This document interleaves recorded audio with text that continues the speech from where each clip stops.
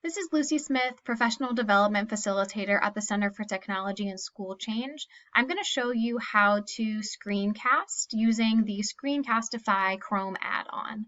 So the first thing you'll need to do is go to screencastify.com and you'll need to install the add-on for Chrome. So you can see that I have already installed it. When you have it installed, you'll see it show up here, and it'll be a little peach arrow with a recording camera in it. When you are ready to screencast, you're going to click on that arrow, and you'll see different options show up for how you can screencast. So one option that you have is just to record your browser tab.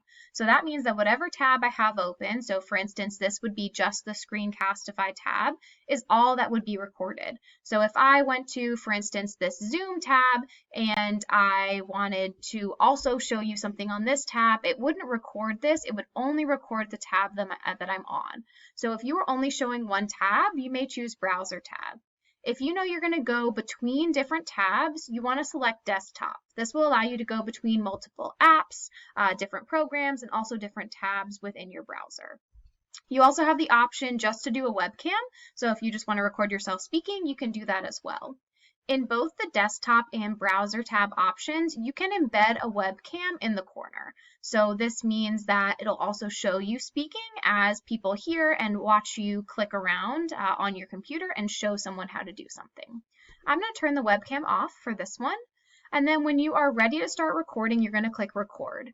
Screencastify has a 5-minute limit per video. You don't often want to record videos that are much longer than 5 minutes. It will be hard for people to follow along, or it's not as likely to hold their attention. So we recommend keeping videos under 5 minutes.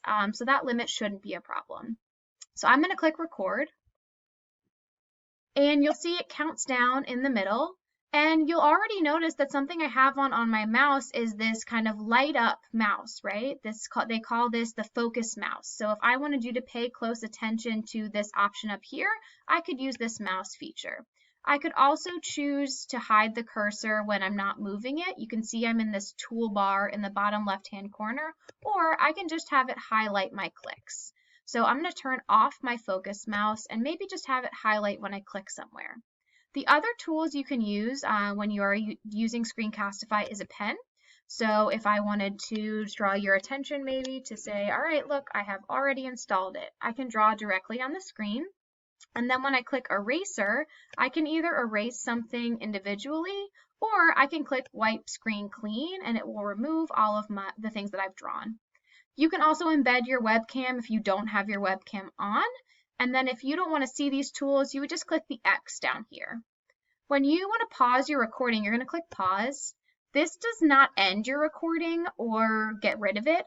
If you want to stop partway through and then continue, you would click pause. And then when you're ready to continue, you would just click resume recording. If you're done after you have recorded, you just need to click the stop button and that will end it. If you start a recording and you mess up and you want to try again, you just click restart recording to start from the beginning.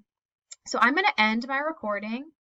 When you do that, you'll see that it pops up in another tab and Screencastify will immediately start showing you your recording.